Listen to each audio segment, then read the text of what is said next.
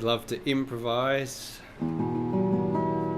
That was just a little chord progression with an arpeggio in E minor, E minor, A minor. Mostly using the primary chords 1, 4, and 5.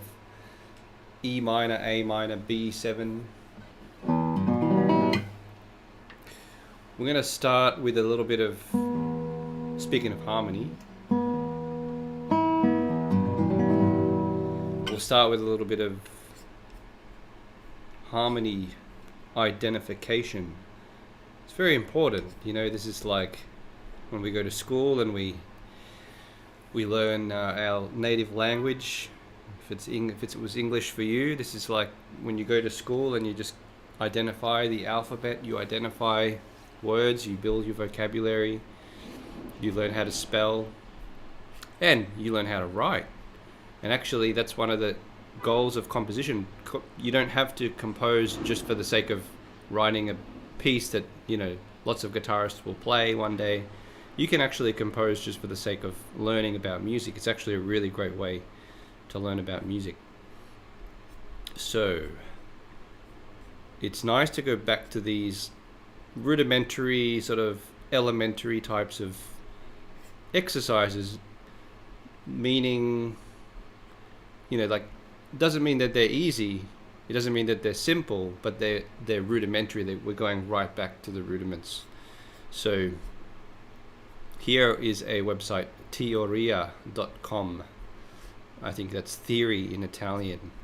And I have, if you've joined these live streams before, you've probably seen this before. So what I like about this is that it's got a whole bunch of, you know, things you can practice: intervals, you can practice key signatures, you can practice different types of scales, you can practice identifying different types of chords. So that's what we'll do today.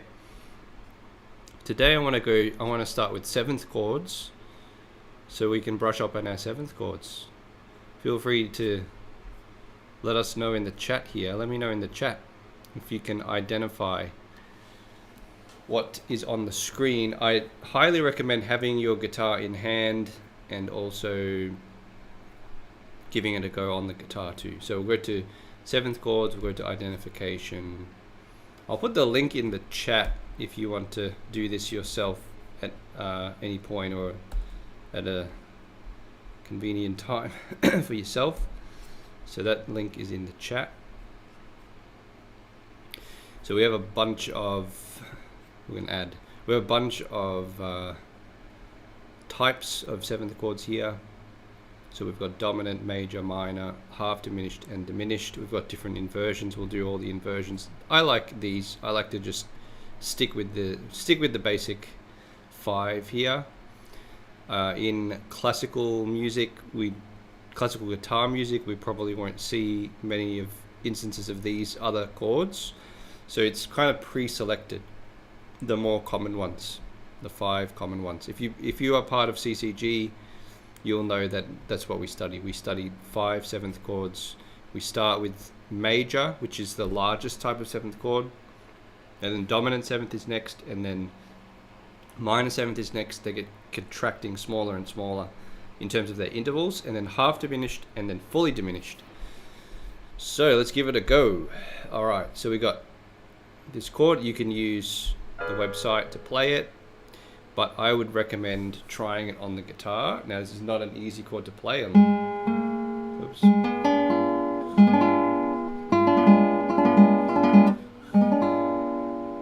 All right, so we've got to identify the type, and we have to identify the inversion. Okay, so the first step to identify the type of chord, you really need to stack the chord into thirds. That's what it's all about. So how can we stack these notes into thirds? Well, I can see B, D, F, and then A. Okay, so we've got A on the bottom. We've got the 7th, 1, 3, 5, 7. We've got the 7th on the bottom. So that's indicating that it's a third inversion 7th chord. B is the root. So we got a B to a D to an F to an A flat. So that to me sounds like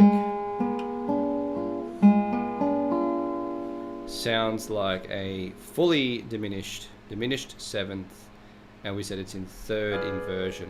There we go. B diminished 7th with an A flat in the bass. All right, did you get that? Let me know in the chat if you got that, or leave a comment if you're not watching live. Okay, let's try the next one. These are not so easy to play, actually. You know what we can do?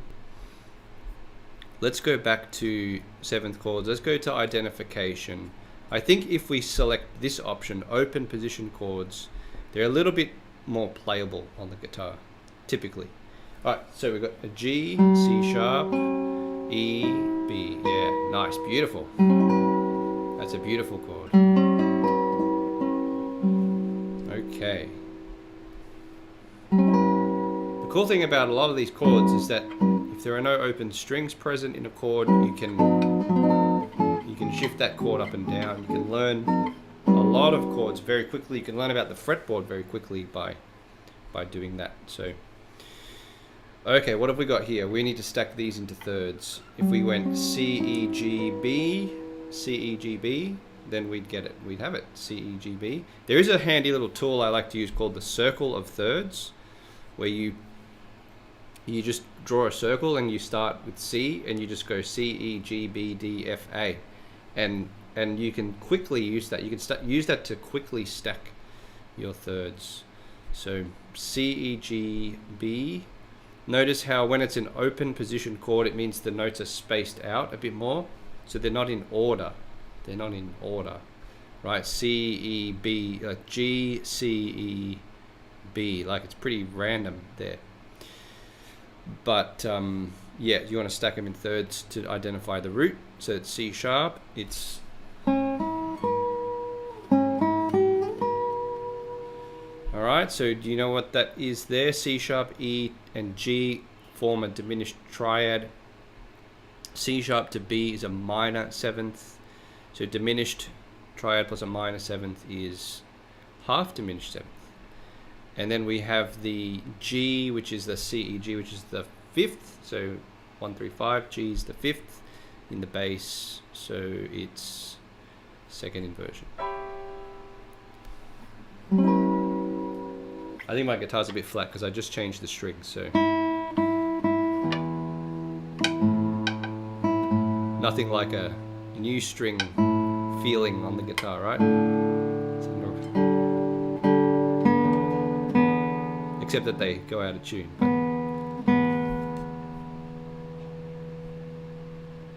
Okay. Let's try one more. Ooh.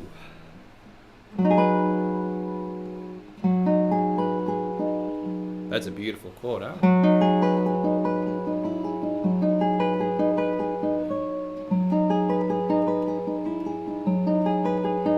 If you're a composer or improviser, or you like to be creative, you like to noodle around on the guitar a little bit, this is a great way to broaden your horizons a little bit, expand your horizons and find new chords, new chord shapes. That's certainly one that I'm not familiar with, the chord shape that is. So now let's figure this out. So I see G, B, D, F. So if I had to stack those notes into thirds, G, B, D, F. So that means G sharp is the root, G sharp, B, D sharp, minor. That's a G sharp minor. So it must be G sharp minor 7th. All right, and that's with the 7th in the bass. So it's 3rd inversion. So minor 7th, 3rd inversion, G sharp. And if we wanted to learn this chord shape and shift it around the fretboard, we could do that. So G sharp is here with our 4th finger on the 2nd string on the 9th fret. If we shift that down to G natural, we'd have G minor 7 in 3rd inversion. This would be F sharp minor 7 in 3rd inversion, and F minor 7 and E minor 7 and D flat, D sharp or E flat, and is that right? No, C sharp or D flat, sorry. C sharp minor 7 or D flat minor 7. C. Hang on, I'm on the wrong string. I'm thinking about the 5th string. We've got to think about the 2nd string. So let me go. That was E minor 7 there. So this would be D, E flat or D sharp minor 7. Let's root that on 2nd string. And this would be D minor 7. Now you get the D minor chord with a C in the bass. Alright, so I highly recommend just spend a few minutes. Got some emojis popping up. I'd highly recommend spending a few minutes on this. It's so easy to neglect something like this, but the fruit, the benefit, the value you get from just a few minutes of this kind of, identification, where to the point where you can just see a chord like that and, plot it down on the guitar and then know what it is, know what chord it is a very, very valuable skill. It's like learning how to read, learning how to understand the language of music. Sometimes it is that. It can seem very trite, what we're doing here. It can seem really dull. It can seem really trite. It can seem really boring. That's why we can spend just a little bit of time on it. You don't have to spend hours on this kind of thing. Just a little bit of time before you start playing that. I like to do it before, because if you do it after, you won't do it. You just play guitar and you're not going to do it. So do the stuff that you don't want to do first. Get it out of the way, and then do what you want to do. Play the guitar. When you play the guitar, also do what you don't want to do first. So what do most people not want to do first? They don't usually want to do a warm-up, right? So they usually don't want to warm up. Do it first. Just get it out of the way. Get it out of the way. So that's what we're going to do next. I'm going to change camera angles here. I've got this, you can tell this book is an old one. Look at that. It's been to many countries with me when I tour, when I've done concerts in different countries, and driving across countries, New Zealand and Australia. So this is I don't even know the title of the book anymore. Scale Pattern Studies for Guitar, I think it's called, by Aaron Shearer. And this is a really great resource. You can get it on the Kindle store as well, so you can get it on your device. Highly recommended resource. Thick book, right? So what it does, it's a really great fretboard learning tool, because it takes you through different scale patterns and it progressively goes up, higher up the fretboard. So it starts in open position, and you get your just scales in open position, various major and minor scales, and then it goes to the 2nd position, and then it goes to gradually up to the 3rd position, to the 4th, to the 5th, and so on. So it just keeps going up gradually. So I like to start in maybe a lower position. I'm going to start in the 2nd position. This is E harmonic minor in the 2nd position. I really like these patterns because they're in many ways they're very musical, right? When you take a scale segment, a little fragment of a scale, and you manipulate, you repeat it up and down, you sequence it, it can actually sound quite musical, quite nice. So, and don't forget to get your trusty metronome ready. Get your metronome ready. Alright, getting my metronome ready. I use Soundbrenner. You probably heard me say that a few times. Alright, so this is E harmonic minor in the 2nd position. So we're going to start with a scale, just like up and down, and then he presents various patterns that are based on that scale, that original scale. So, all right, let's get this metronome going. Get this book to stay on the music stand. All right. So this is the scale here.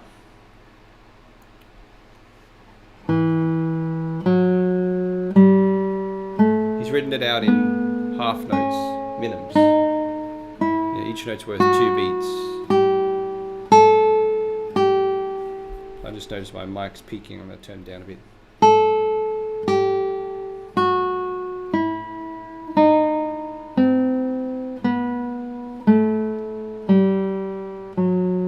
There is a little bit of first position.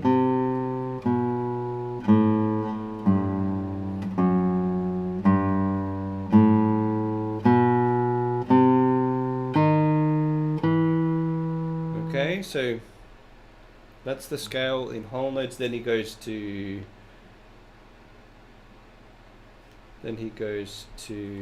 just getting my metronome set up. Then he goes to quarter notes, so crotchets.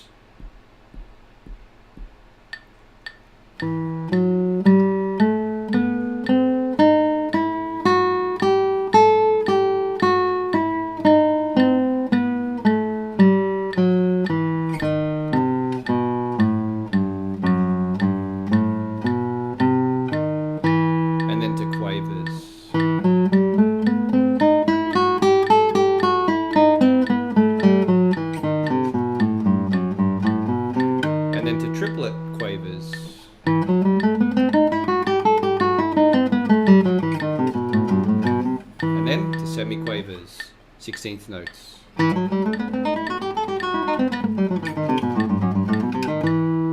try that again. I'm just using I and M right now. One more time.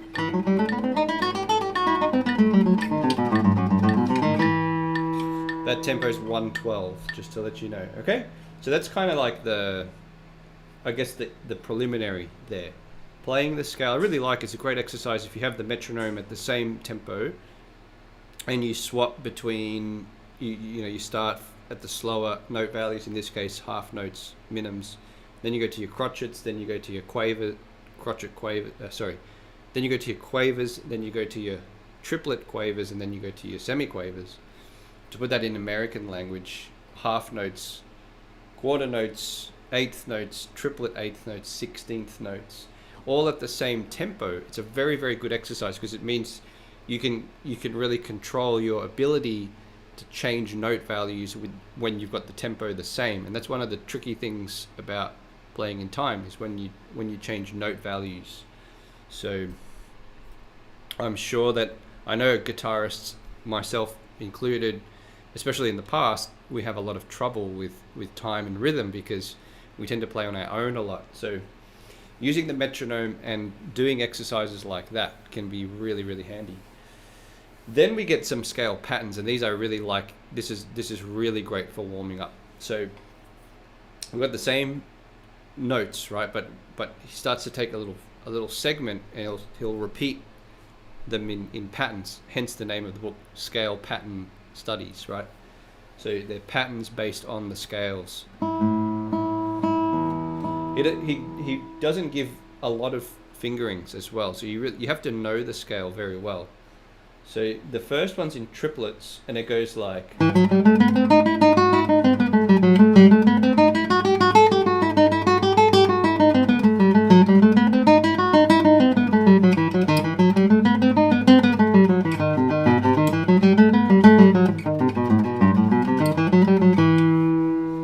Like that. Okay, so I'll do that with the metronome.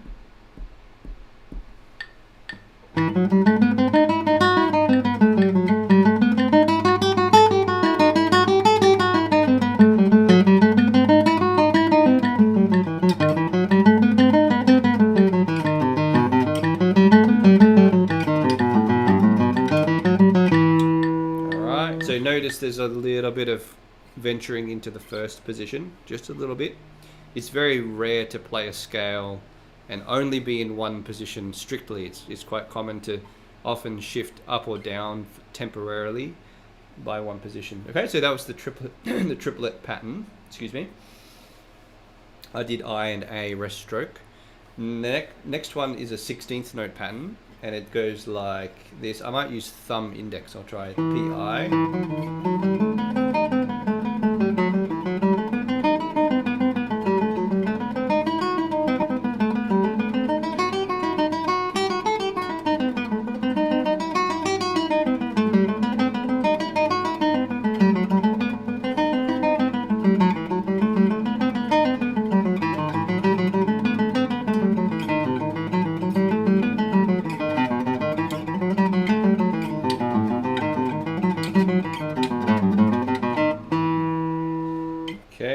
try that with the metronome.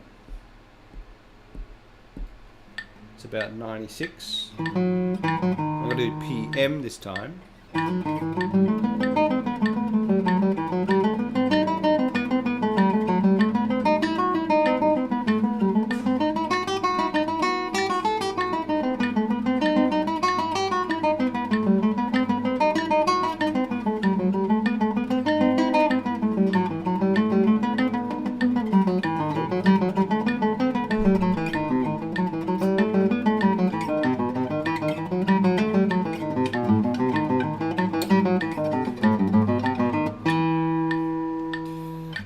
Okay, so that was that exercise, and that's it. So that covers that particular scale. We get a rhythmic variations of the scale, and then we get a couple of patterns there. Some scales have more patterns than others. So then the next scale, for example, is D major, also in the second position.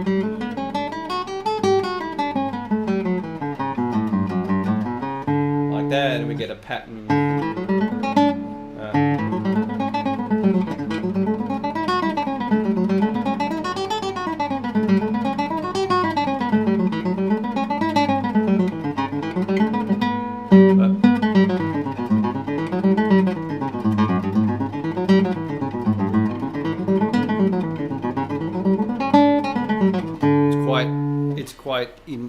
Requires quite a bit of endurance, right, to continuously play a scale for that long. So I really like that.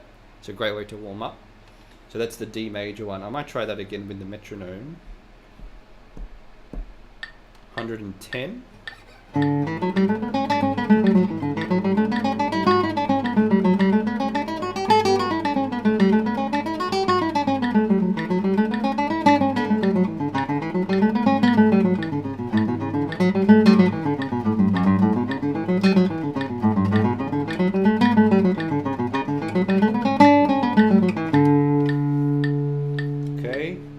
Apply different dynamics. You can do articulations, you can do different, obviously, right hand fingerings. You can do different, like dynamics, different burst rhythms as well. It's really good for burst, like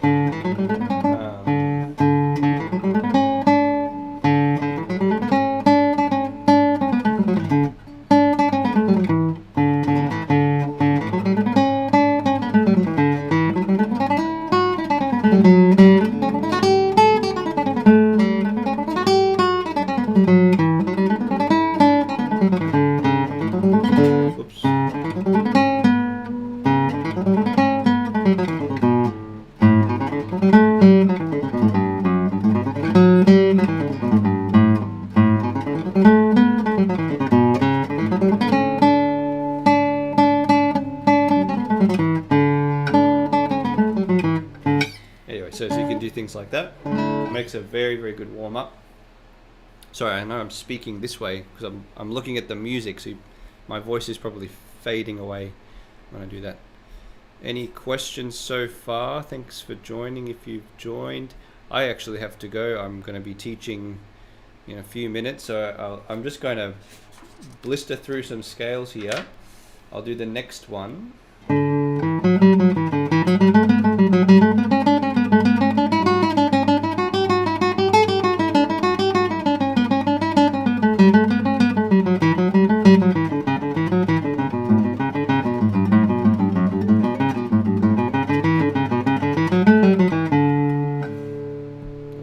Metronome, I and A, about the same on 10.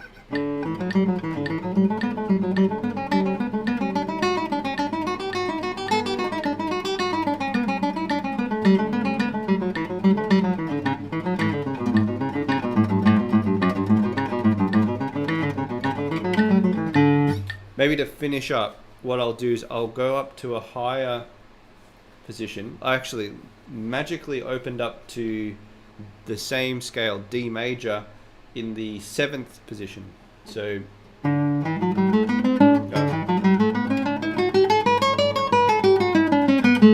think that's right.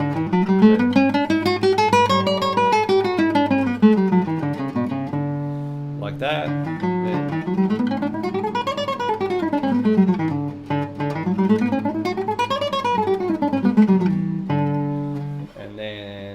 pattern.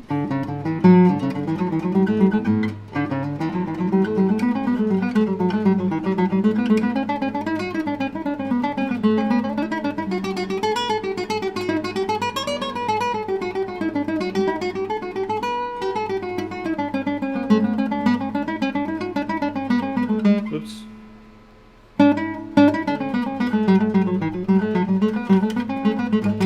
Hey. So there's these little micro shifts that can really catch you off guard there. So let me try that one more time, then I'll probably have to finish up. So about 100-ish.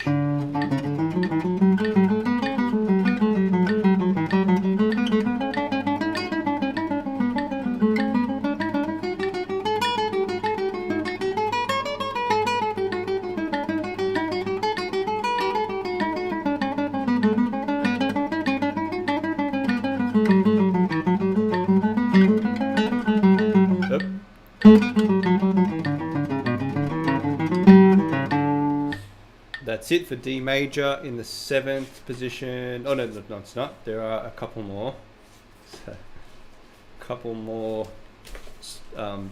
pattern studies. How am I going? I can probably do one more. So I'll do the 4th one, exercise 4.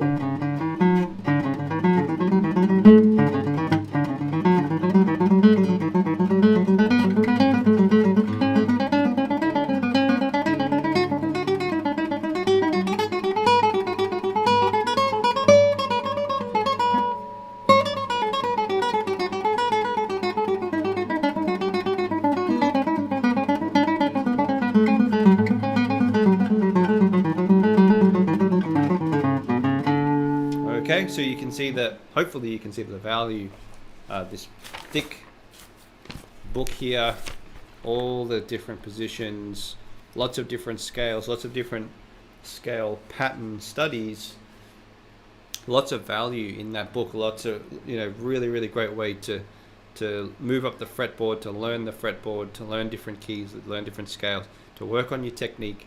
Like for me, scales are like the go-to. If you had to choose one, if you could only choose one technical exercise, out of all of them, for me it would be scales. That's and that there are, I don't say that just from my own experience. I've seen that from my own students, and I've heard this said from players like Andres Segovia and Jascha Heifetz on the violin, and other players as well. They there seems to be something special about scales. So, and when you combine them with this sort of these things like using the metronome, doing different rhythms, doing patterns, going around the fretboard, up and down the fretboard in different positions, I think makes it super valuable. So I hope that helps. And just the name of that book again, Scale Pattern Studies for Guitar by Aaron Shearer. Okay, maybe I'll put a link, if I remember, I'll put a link in the video description to that. You can get a Kindle version, which I highly recommend. It's a pretty chunky, it's not the kind of book you want to lug around with you all the time, right? So anyway, thanks for joining today, and I'll see you next time. Let me know if you have any questions. Please let me know if you have questions about scales or the fretboard or harmony or anything.